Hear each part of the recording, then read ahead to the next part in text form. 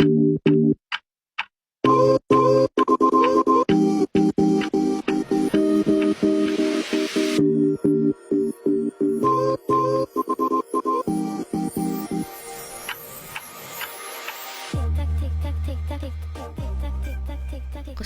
kali ini saya ingin menjelaskan tentang asal-usul kehidupan di bumi, lalu dilanjut dengan asal-usul nenek moyang di Indonesia. Yang pertama adalah zaman Arkeozoikum. Zaman Arkeozoikum merupakan masa awal pembentukan bumi, sekitar 2500 juta tahun yang lalu. Permukaan bumi masih jauh dari stabil sehingga tidak ada kehidupan pada masa ini.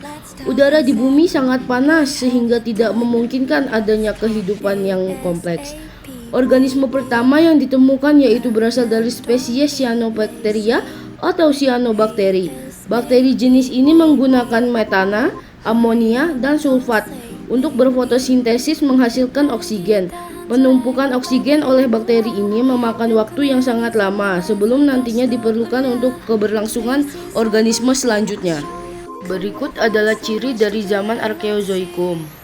Ciri-ciri Arkeozoikum. 1. Bumi masih berbentuk bola pijar panas dan berputar pada porosnya. Yang kedua, suhu bumi sangat tinggi. Yang ketiga, kerak bumi mulai terbentuk. Yang keempat, gunung berapi terbentuk dengan tidak stabil. Dan yang kelima, banyak bebatuan yang bersifat magnetik. Selanjutnya yang nomor 2 adalah zaman Paleozoikum.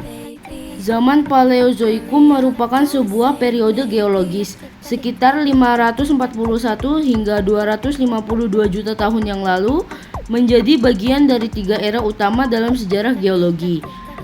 Periode ini dicirikan oleh peristiwa-peristiwa evolusi yang signifikan dan transformasi besar dalam kehidupan bumi. Paleozoikum dibagi menjadi 6 periode yang berurutan, masing-masing dengan ciri-ciri uniknya. Pada awal Kambrium, terjadi ledakan keanekaragaman hayati. Sementara Ordovisium dan Silur menjadi masa di mana berbagai kelompok hewan laut dan tanaman darat berkembang. Periode Devon, Karbon, dan Perm. Terjadi evolusi dan disferifikasi amfibi, reptil, dan kelompok organisme lainnya. Zaman Paleozoikum juga mencakup peristiwa kepunahan besar pada akhir Perm, membuka jalan bagi perkembangan kehidupan pada masa Mesozoikum. Berikut ciri-ciri zaman Paleozoikum. 1. Mulai terdapat kehidupan berupa mikroorganisme. 2. Keadaan bumi masih belum stabil. Ketiga, iklim masih berubah-ubah. Keempat, curah hujan sangat besar. Yang selanjutnya adalah zaman Mesozoikum. Mesozoikum adalah selang waktu geologi dari sekitar 252 hingga 65 juta tahun yang lalu. Mesozoikum bisa disebut juga dengan zaman reptil.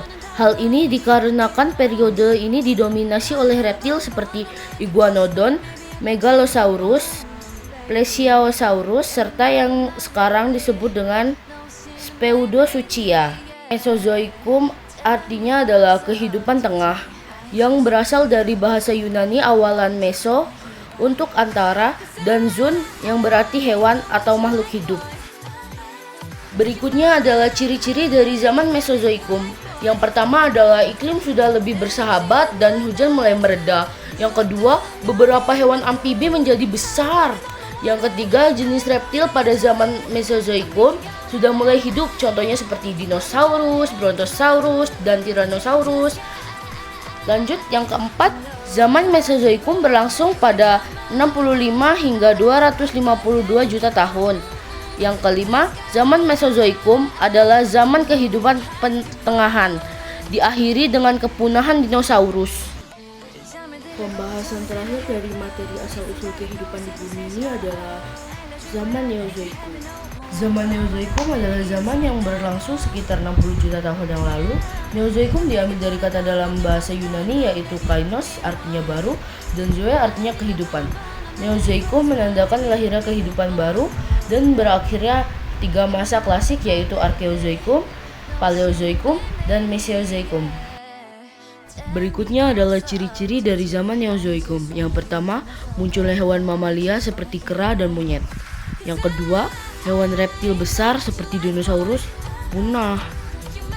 Lalu yang ketiga, iklim bumi mulai stabil. Yang keempat, terbagi menjadi dua zaman, yaitu zaman tersier dan zaman kuarter.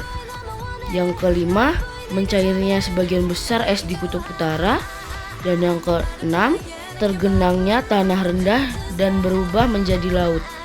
Yang ketujuh, munculnya manusia cerdas atau Homo sapiens. Materi selanjutnya adalah asal-usul nenek moyang bangsa Indonesia. Poin yang pertama adalah teori out of Africa, yaitu nenek moyang bangsa Indonesia berasal dari Afrika, menyebar migrasi dikarenakan adanya kekeringan yang berkepanjangan. Poin yang kedua adalah teori out of Yunan. Menurut teori ini, bahwa mereka masuk ke Nusantara dalam 3 gelombang, yaitu Proto-Melayu, Deutero-Melayu, Melanozoic. Poin yang ketiga adalah teori out of Taiwan. Menurut teori ini, bahwa bangsa Indonesia berasal dari Taiwan karena bahasa-bahasa yang digunakan suku-suku di Indonesia adalah bahasa Austronesia yang digunakan oleh suku-suku di Indonesia. Poin yang terakhir adalah teori Nusantara. Adanya penemuan manusia purba yang ditemukan memiliki ciri khas manusia purba yang ada di Nusantara, merupakan keturunan Homo soloensis.